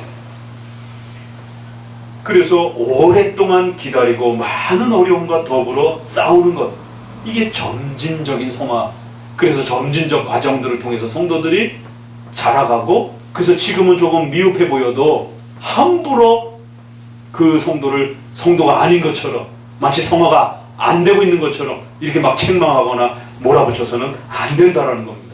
그러면서 성화를 빌미 삼아 그런 우리 개혁주의 이런 오랜 동안 기다려야 되다 보니까 지금 당장 어떤 변화가 잘 안 나타나잖아요. 그러다 보니까 마치 개혁주의는 성화가 약한 것처럼, 우리가 칼빈주의 독특성을 이야기할 때 율법의 삼명도, 십계명 강조, 율법주의라는 욕을 먹어가면서까지 십계명을 얼마나 강조하고 그랬습니까? 성화를 칼빈주의만큼 강조한 교파가 어디 있어요? 지금 한국교회 안에 십계명 안 가르치잖아요. 십계명 가르치는 데는 대부분 장로교단밖에 십계명 안 가르친단 말이에요. 그건 성화를 강조하기 위해서. 장로교단만큼 이렇게 성화를 많이 강조한 데가 어디 있습니까? 기독교 강요의 칭의보다 성화가 먼저 앞서 나옵니다. 그리고 나서 칭의가 뒷부분에 나옵니다. 성화를 이토록 체계적으로 많이 강조해 준 것은 장로교단이 훨씬 더 많이 강조해 주고 있어요. 그런데 마치 장로교의 어떤 성화론이 부족해가지고 마치 장로교의 성화의 열매가 잘 안 나타나는 거죠. 그게 아니라 교리에 대한 올바른 개념이 정립이 안 돼 있기 때문에 삶이 안 변화되는 겁니다. 외부적인 어떤 이 사회 구조와 어떤 교회 어떤 형태를 바꾼다고 해가지고 성도가 바뀌는 게 아니라 성경을 정확하게, 교리를 정확하게 가르쳐야 사람은 바뀌는 거예요. 오랫동안 기다리고 많은 어려움과 더불어 싸워야 되는 것이에요. 이 한 절만 읽어도 목회자가 성도를 바라볼 때 긍휼히 여기고, 오랜 동안 그 성도들의 삶 속에서 직장생활을 하면서 사회생활을 하면서 자녀들을 양육해가면서 그 성도들이 삶 속에 한복판에서 싸워가면서 고군분투하는 그 수많은 성도들의 눈물들을 함부로 그렇게 막 무시하고 금식 좀 못했다고, 기도생활 좀 이렇게 못했다고 해서 함부로 막 이렇게 이러지 않는다라는 것이죠.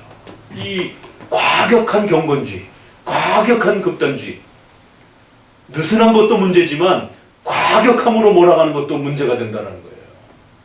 그럴 때 외민은 오랫동안 기다리고 많은 어려움과 싸워가야 되는, 그래서 어떤 사람은 좀 더디 보이고 어떤 사람은 좀 더 멀리 이렇게 성장한 것처럼, 높이 성장한 것처럼 보일지라도 다 성화의 과정 속에 있는 거라는 거예요. 그래서 성령 하나님께서 힘을 북돋아 주시기 때문에 비상한 계시 없어도 통상적인 수단을 잘 사용하라는 거예요. 통상적인 수단 우리 한번 읽어봅니다. 어디로 보시느냐면 디모데전서 4장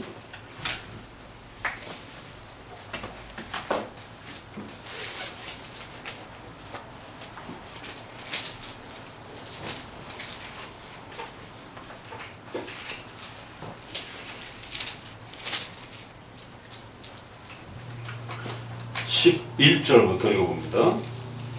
디모데전서 4장 11절 같이 읽어봅시다. 내가 이것들을 명하고 가르치라. 누구든지 연수함을 없이 여기지 못하게 하고 오직 말과 행실과 사랑과 믿음과 전설에 대하여 믿는 자에게 본인되어 내가 이를 때까지 여기요, 읽는 것과 권하는 것과 가르치는 데 창념하라. 내 속에 있는 은사 곧 장로의 회에서 안수를 받을 때에 예언으로 말미암아 받은 것을 조심 없이 말며, 교회 질서를 말하는 거죠.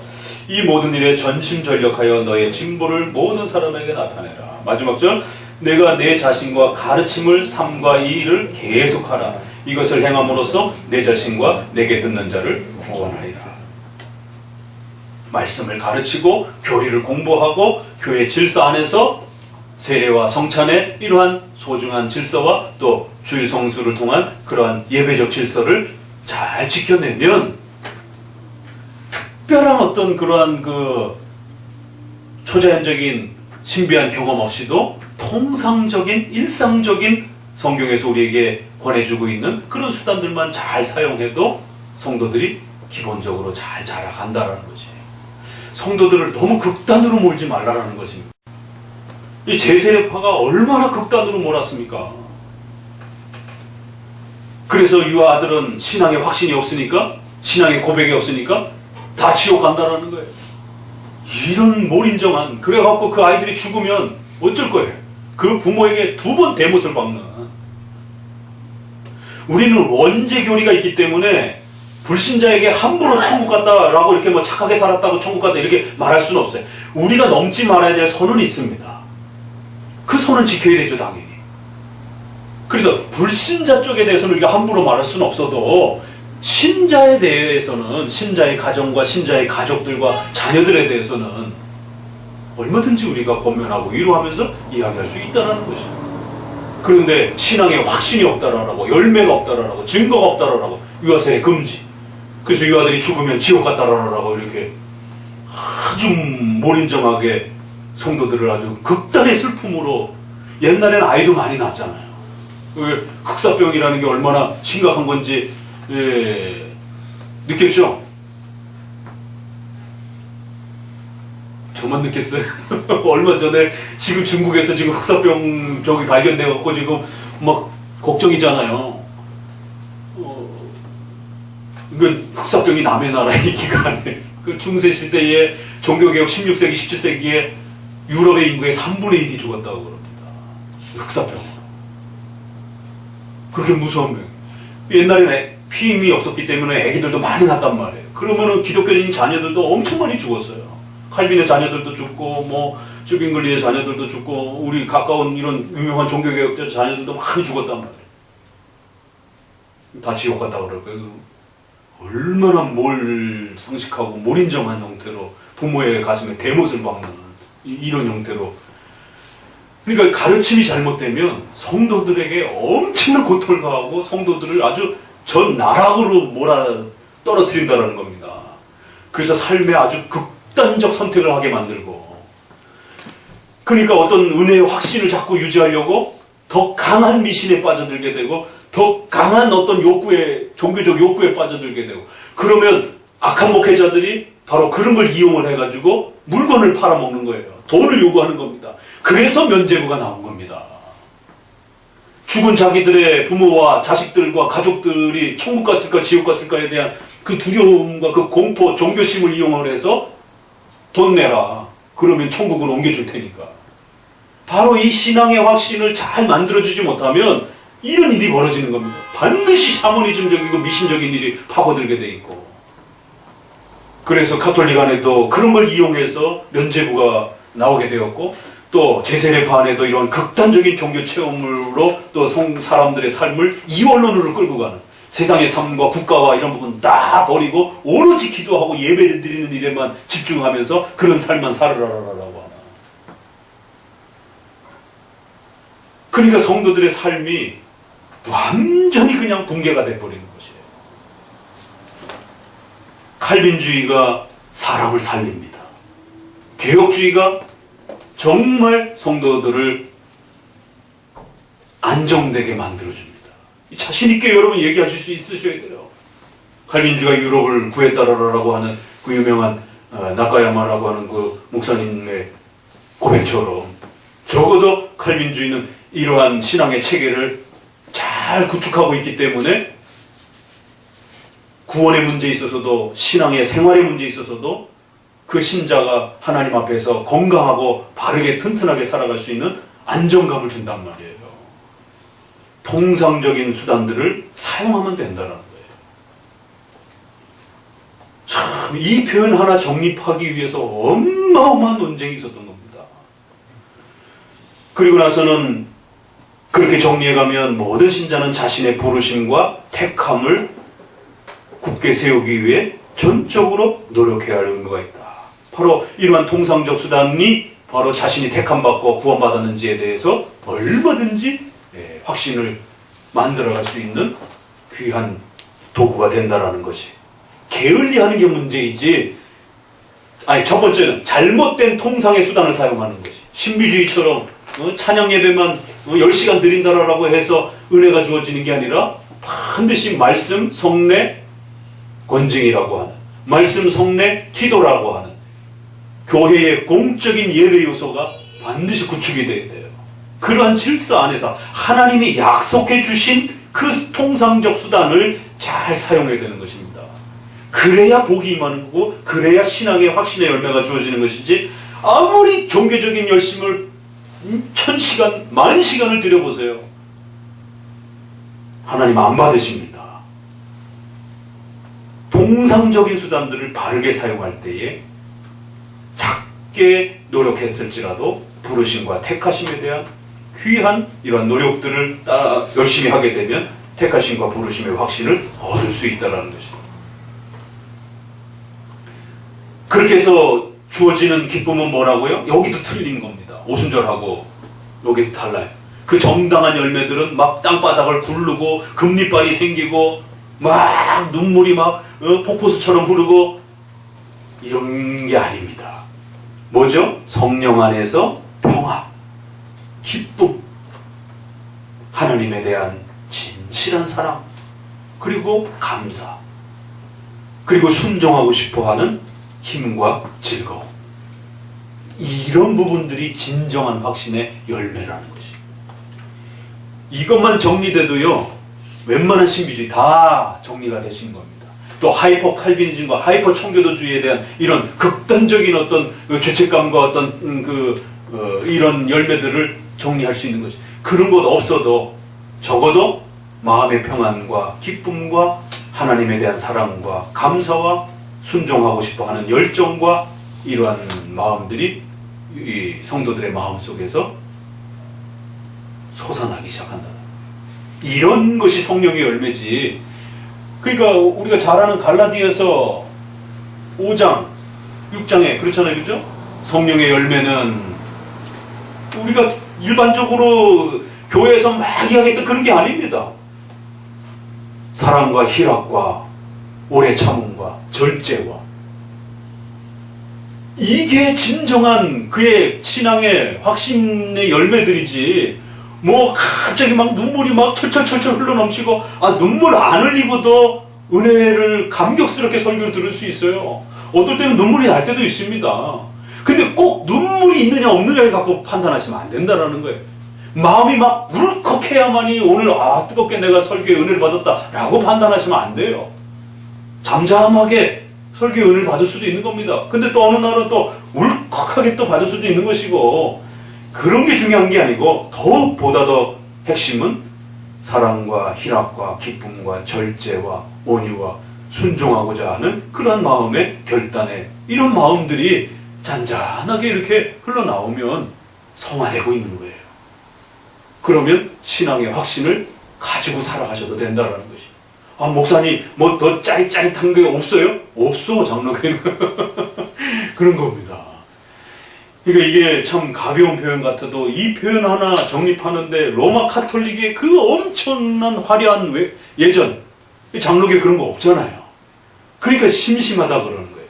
신비주의, 제세례파, 순복음처럼 막 짜릿한 막, 이게 딱 손 갖다 대면 막 으악 하고 쓰러지고 막 이런 거 없잖아요. 그러니까 장로교 오면 심심하다 그러는 거지. 근데 대신 장로교는 오래도록 앉아서 열심히 교리 공부해야 돼. 그러면 확신이 주어지는 거예요. 인식이 바뀌고 생각이 바뀌고 개념을 잘 정리하고 알아들으면 그때부터 살아계신 하나님이 나와 함께 계시다라고 하는 성령 하나님의 신비로운 힘을 북돋아 주시는 놀라운 역사가 일어나는 거예요. 그 통상적 수단이 바로 말씀에 대한 설교와 강의이기 때문에, 교리 공부이기 때문에. 자, 4한 같이 읽어봅니다. 참된 신자라 할지라도 구원의 확신이 종종 여러 가지 방법으로 흔들리고 약해지며 일시적으로 중단될 수 있다.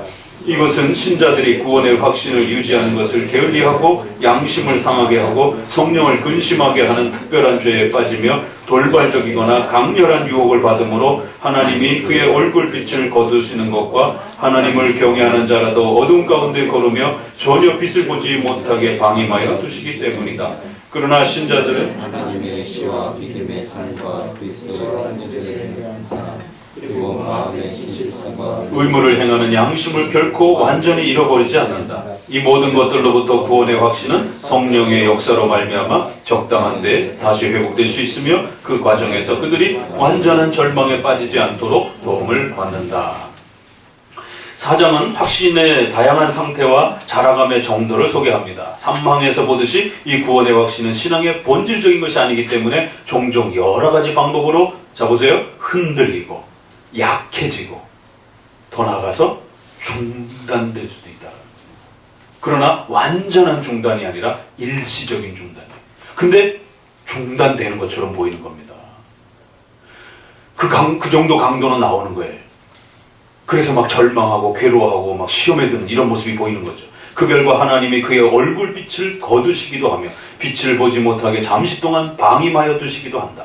확신을 잃는 이유는 신조는 3가지로 말합니다. 첫째는 구원의 확신을 유지하는 통상적 수단을 바르게 사용하는 것에 게을러지고 소홀히 할 때 일어납니다. 여기서도 통상적인 그 수단에 대한 부분들을 고민하셔야 됩니다. 따라서 성도들은 열심히 공적 예배를 통해서 설교를 듣고 성례에 참석하는 일에 힘써야 됩니다. 둘째는 양심을 상하게 하고 성령을 근심케 하는 특별한 죄에 빠질 때 일어납니다. 첫째가 게으름 때문에 일어난다면 둘째는 죄를 짓는 악함 때문에 적극적인 그러한 또 죄를 짓는 것에서 나타납니다. 셋째는 돌발적인 거나 강렬한 사탄의 유혹을 받을 때 일어납니다. 욥처럼 사탄의 공격을 통해서 성도들은 이유 없이 고통을 받기도 합니다. 구원의 확신은 잠시 중단되기도 하고 때로는 하나님의 도움이 전혀 없어 암흑 속에 걷는 것처럼 느껴질 수도 있습니다. 하지만 신자는 결코 낙심하거나 좌절해서는 안 됩니다. 왜냐하면 작정과 예정을 통한 선택의 은혜는 결코 취소될 수 없기 때문입니다. 여기에 칼림주의 구원론의 위대함이 있습니다. 그래서 신조는 신자들은 하나님의 씨, 믿음의 삶, 그리스도와 형제들에 대한 사랑, 그리고 마음의 진실성과 의무를 행하는 양심을 결코 완전히 잃어버리지 않는다고 하며 또한 그 과정에서 그들이 완전한 절망에 빠지지 않도록 도움을 받는다라고 말합니다. 예정의 은혜는 성령의 역사로 말미암아 적당한 때에 다시 회복되어 구원의 확신을 누리게 한다라고 말합니다. 적당한 때라고 하는 것은 우리가 원하는 시간, 원하는 정도로 주어지는 것이 아니라 하나님의 섭리 속에서 하나님이 원하실 때 주어지는 그런 형태입니다. 따라서 신자는 확신을 유지하기 위해서 전적으로 노력해야 할 의무가 있는 것이며 또한 섭리를 의지하고 기다려야 합니다. 확신의 상태와 정도는 우리의 신앙적 책임과 하나님의 섭리 역사의 조화를 통해서 성장해 갑니다. 이 마지막 문장 꼭 잘 기억해 두세요. 그래서 여러분이 최선을 다해서 열심히 노력했는데도 어떤 신앙의 확신이 막 폭포수처럼 안 넘칠 때도 있어요. 그럴 때는 하나님의 섭리가 뭔가 이렇게 더 도약하기 위해서 잔뜩 이렇게 더 축적하는 그런 시간이 될 때는 좀 더 이렇게 묵직한 형태로 이렇게 진행이 되는 겁니다. 그래서 한꺼번에 폭발이 되어서 정말 강렬한 하나님에 대한 어마어마한 또 이 배움의 깊이로 더 들어가는 것이죠. 그러니까 욥도 처음에 하나님을 알았던 것과 나중에 하나님을 안 것이 나중엔 하나님을 직접 대면하여 내가 귀로만 들었는데 이제 대면하여 보게 되었다라고 이렇게 말합니다. 그럼 거기서도 반드시 또 원칙론으로 돌아가야 돼요. 하나님은 영이시니 욥이 하나님을 본 건 아니에요. 그렇죠? 항상 이렇게 기준점이 중요하다라는 겁니다. 그럼 왜 그렇게 표현한 거냐? 본 듯이 그렇게 명확하게 더 확연해졌다라고 하는 그런 뜻인 것입니다. 그러니까 욥도 그 응축된 형태를 통해서 어마어마한 도약을 하게 된 것이에요. 그런 것처럼 우리 성도들 안에도 이런 다양한 형태들이 나타난다라는 겁니다. 그래서 이거를 전체적으로 이 수단에 의한 반응들을 정리해 보게 되면 4가지라 그랬죠. 여기 있는 것과 5장 섭리론과 17장 견인과 이걸 다 합쳐봐야 돼요. 그러면 첫 번째, 죄 지으면 은혜의 확신을 잃어버립니다.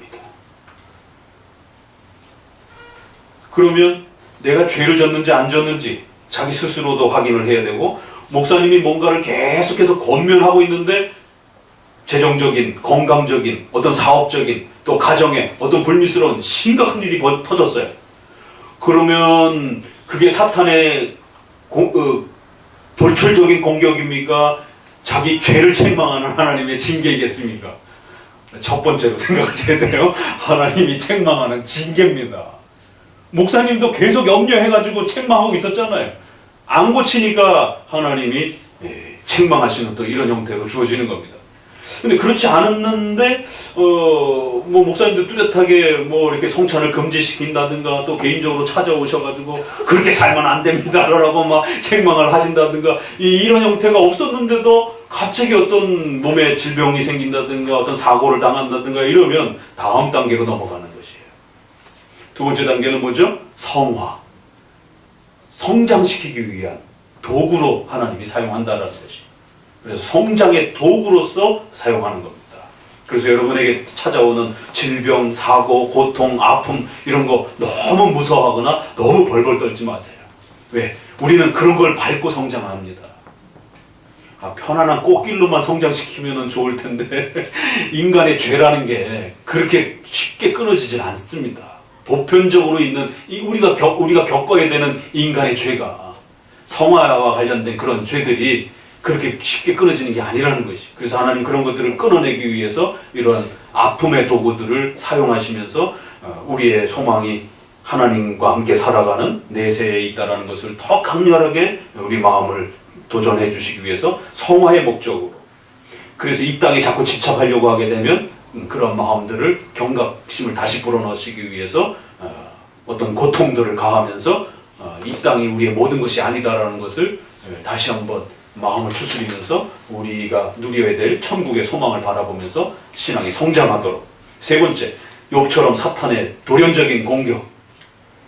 이건 이유도 없어요. 뚜렷한 어떤 원인도 잘 모르겠고 그러면 사탄의 그런 공격들이 시시로 이렇게 성도들의 또 삶 속에 또 좋은 일을 앞두고 또 사탄도 인격체이기 때문에 성도들에게 그 좋은 일이 일어나는 것을 눈에 아주 보고 뭐라 그러죠? 좀 속된 표현이지만 뭐라 그래? 아무튼 뭐 그런 알아서 생각해서 아주 눈에 두고 볼 수가 없는 것이에요. 그래서 괴롭히고 싶은 거죠. 망가뜨리고 싶은. 그래서 좋은 일을 앞두고 또 성도들이 갑자기 또 어떤 어려움을 겪기도 하고 그래서 좋은 일을 앞두고는 더욱 경각심을 갖고 깨어서 기도하고 그 일이 잘 마무리되기까지는 긴장을 놓지 않아야 됩니다. 그래서 이제 어떤 중요한 사업, 취업, 결혼, 또 어떤 이런 이 중요한 일들을 앞두고 있을 때는 좋은 일이 있게 되면 사탄을 확 거기다 죄를 뿌려가지고 망가뜨려서 성도가 절망하도록 만들려고 하기 때문에 왜 그렇습니까? 좋은 일이 있게 되면요, 그게 갑자기 확 틀어지면 더 절망하거든. 그러니까 평상시는 잘 안 괴롭히다가 성도가 좋은 일이 있으면 그때 이제 사단이 막 자기 부하들을 동원해갖고 성도에게 그 좋은 일을 망가뜨리려고 덤벼든단 말이에요. 그래서 더 좋은 일을 준비하고 있는 성도들은 깨어서 기도하면서 그 일이 다 끝나기까지 긴장끈을 놓으면 안 된다는 것입니다. 그래서 다른 때들은 조금 기도에도 그렇고 조금 느슨하게 좀 이렇게 쉬면서 하면서 이래도 되지만 좋은 일을 앞두고 있는 분들은 열심히 기도하셔야 돼요. 그 사탄의 그런 방해. 왜냐면 우리 구약 성경에 이런 데 보게 되면 사탄이 성도가 좋은 거를 그냥 내비두지 않습니다. 반드시 막 방해하려고 덤벼들고 또 예기치 못한 그런 영적 존재이기 때문에 그런 방해할 수 있는 힘과 능력을 갖고 있단 말이에요, 사탄도. 그래서 더더욱 긴장의 끈을 놓지 마시고 열심히 기도하면서 그 준비하신 일이 잘 마무리될 때까지는 또 그렇게 가셔야 돼요. 네 번째, 그건 하나님의 작정 속에서 먼 미래에 또 하나님의 위대한 그 계획을 이루기 위한 하나의 도구와 수단으로 사용하시기 위한 목적이 있어요. 이건 설명도 안 돼요. 이건 우리가 살아가는 생애 동안 깨달아지지도 않아요. 그런 것들도 있습니다. 그러니까 그런 이 네 가지 형태로 섭리를 우리가 배워가면서 신앙의 확신들을 또 경험하고 배워간다는 것이 신앙의 확신들을 배워가는 네 가지 기준점들이. 그래서 우리의 죄 때문에 확신을 잃어버리면서 어떤 고통을 겪기도 하고, 때로는 성화, 때로는 사탄의 공격, 또 때로는 하나님의 특별하신 뜻 때문에 신앙의 확신 부분들이 축소되면서 어려움을 겪으면서 고통을 겪으면서 또 이렇게 어려움을 겪는다는 거예요. 그러나 걱정할 필요 없다는 겁니다. 성령 하나님께서 도우시고 또 우리 안에 하나님의 씨, 이게 뭐라 그랬죠? 잘 가르친 보람이 있네요. 기억하는군요. 하나님의 씨. 예. 이거를 믿음이라고 생각하는 분도 있고 말씀이라 생각하시는 분도 있고, 근데 말씀도 맞아요. 왜? 문맥에서 말씀이 우리를 구원했다, 그 씨로 우리가 구원받았다 이렇게 할 때는 그 문맥에서는 말씀이라고 써요. 그러나 이 문맥에서는 중생된 은혜를 말하는 거예요. 그래서 나무가 그 씨앗에서 자라듯이 우리는 중생된 자이기 때문에 그 한 번 중생된 것은 결코 없어지거나 망가지거나 사라지는 게 아니라는 것이. 그래서 그 중생된 자의, 중생된 자, 중생을 말하는 것이. 그리고 믿음의 삶, 성도들의 성화의 삶. 그리고 독특한 거 있죠? 형제들과의 사랑. 성도들끼리 싸우면 확신을 잃어버립니다. 조심하셔야 돼요. 그래서 성도들하고 다투거나 어떤 언쟁이 일어나지 않도록 조심하셔야 됩니다. 성도들하고 불편해지면 신앙의 확신이 급격히 감소가 됩니다. 조심하셔야 돼요. 이런 표현이 여기에 들어오는구나. 형제들에 대한 사랑.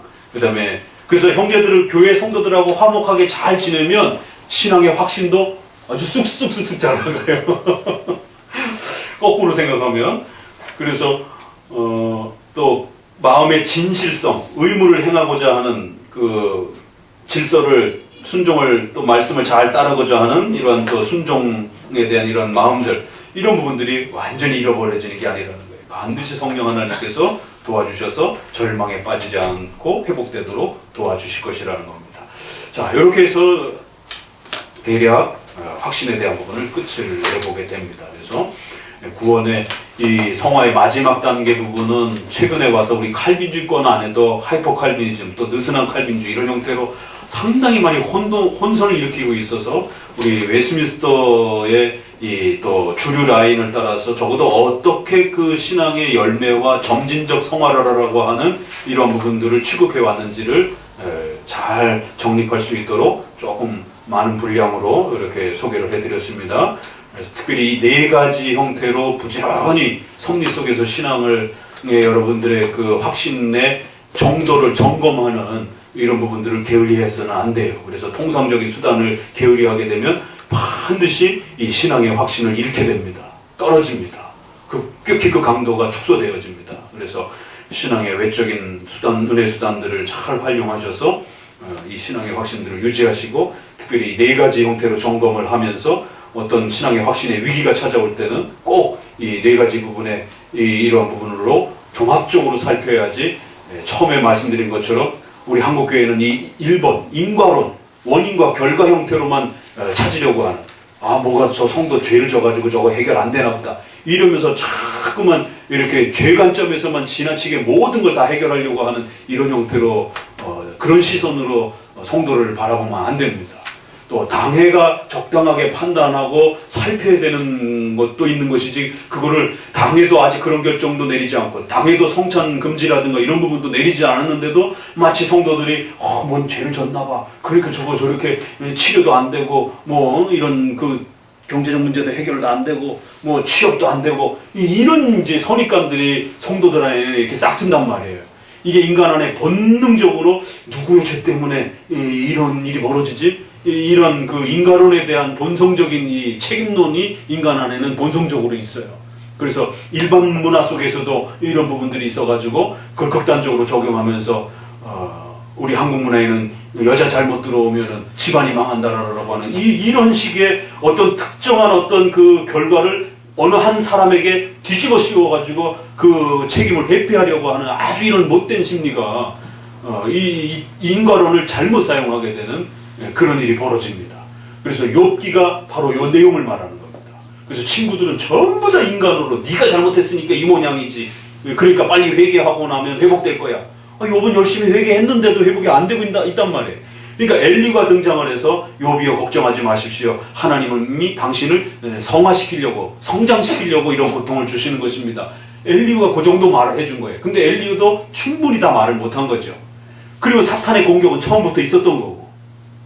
그래서 욥의 문제는 분명히 선을 긋고 가는 겁니다. 욥은 완전한 의인이었다라고. 죄의 문제 때문에 이 사건이 벌어진 게 아니다라고 1장 처음부터 방향을 설정하고 시작하는 거예요. 이 세 가지를 보시고 그래서 이 하나님이 마지막 뒷부분에 나타나셔서 하시는 말씀이 우주 만물을 창조한 하나님의 전능하신 뜻. 네가 그때 참여했느냐? 그 속에 별의 움직임부터 시작해서 동물들의 수많은 그 역설적인 그런 상황들, 하마가 짐승들을 다 괴롭힐 수 있는 그런 어마어마한 힘, 악어의 그런 힘, 타조가 자기 새끼를 그렇게 제대로 키우지 않는, 어미는 적어도 이렇게 새끼를 키우는 게 본성인데 왜 그렇게 알을 그냥 막대하는지, 그거는 본성을 어긋나는 그런 어떤 역설인데도 그거는 세상적 관점에서 보게 되면 잘못된 거잖아요. 그래도 그런 질서를 세우신 것은 하나님의 뜻이라는 거예요. 너가 그 타조가 그렇게 행동하도록 네가 그거 참여했느냐? 네 그 이유 아느냐? 라고 묻는 것이. 그건 하나님의 뜻이라는 거예요. 인간의 눈에 보기에는 그게 틀어져 보이지만, 잘못돼 보이지만, 세상에 있는 이 모든 질서들은 하나님께서 계획하신 바대로 그렇게 움직여가는 거라는 거예요. 하물며 인간의 생애도 어때요? 우리 눈에 보기에는 잠시 고통스러워 보이고 불편해 보이고 잘못돼 보이는 것처럼 되어버리고 시간이 지체된 것처럼 보여지지만 그 모든 것이 하나님의 계획 속에서 여러분의 삶을 하나님의 뜻을 완성해가는 하나님의 도구로서 여러분을 사용해 가시는 것이. 그러면 안심할 수 있는 거예요. 왜? 가장 인격적이고 가장 그리스도까지 주실 정도로 자비로우신 하나님이 그 어떤 고통스러운 일을 우리에게 주셨다라면 성도의 죽는 것도 하나님이 기뻐하신다. 시편에. 그 찬송 읽을 때 감동이 안 와요? 성도가 죽는 것도 하나님이 기뻐하시느니라. 그런데 그게 너다 이러면 저요? 이렇게 성도의 죽음조차도 하나님이 기뻐하신다는, 그게 하나님의 뜻이면, 그래서 스데반이라든가 주기철 목사님이라든가 교회 역사 속에 필요하시면 사용하신다는 거예요. 그런 하나님의 역사를 위해서 우리가 태어났다라면 감사한 것이라는 거예요. 각자 다 쓰임새가 다르며 하나님의 뜻 속에서 그렇게 이 땅에 태어났고, 그 가장 위대하신 분이 여러분의 삶에 어떤 걸 준다라면 가장 좋은 방식으로 주는 것이에요. 그래서 질병에 대해서도 두려워하지 마시고, 경제적인 부분에 대해서도, 어떤 사회적인 부분에 대해서도 그것이 고통스럽고 불편하다 할지라도 절대로 그걸 가지고 원망하거나 그걸 가지고 떼를 쓰거나 그걸 불편하게 그렇게 거부하거나 이러면 안 된다. 그래서 1계명에 대한 설명을 저기 5, 6, 7에 가서 대우리문답에 보게 되면 직장에 대한 불평, 원망, 그거 1계명에 대한 원망이라는 거예요. 섭리에 대한 원망이라는 거예요. 그래서 성도들은 오늘 이렇게 갑자기 비가 오고 이렇게 저가고 그러면 날씨가 뭐 개 뭐 같아 뭐 이러면서 뭐 일반 사람들 입에서 그냥 막 거친 말들이 막 나오잖아요. 그 1계명, 3계명 설명할 때 날씨에 대해서도 욕하지 말 것이며, 날씨를 주장하시는 분이 누구예요? 오늘 비 오게 하신 분이 하나님인데, 오늘 햇볕 내리게 하신 분이 하나님인데, 날씨가 뭐 어떤 그 하나님 욕하는 거라는 겁니다. 정말 조심해야 된다는 거예요. 이렇게 모든 삶 속에서 자연 환경이나 우리 삶 속에 그 모든 것 하나하나가 하나님의 뜻 속에서 주어지는 거라면 가장 좋은 것을 여러분에게 주신 것이에요. 이게 예정론, 하나님의 작정론에서 연결되는 구원론인 겁니다. 이렇게 구원론을 이해해야지 알미니안처럼 네 손에 달렸다 이렇게 되게 되면 인간은 나락으로 떨어져 버리게 되는 것입니다. 자, 그리고 이렇게 끝나고 나서 이제 그 성화의 기준인 10계명을 이제 율법 형태로 19장에서 소개를 받게 되는 것입니다. 좀 쉬었다.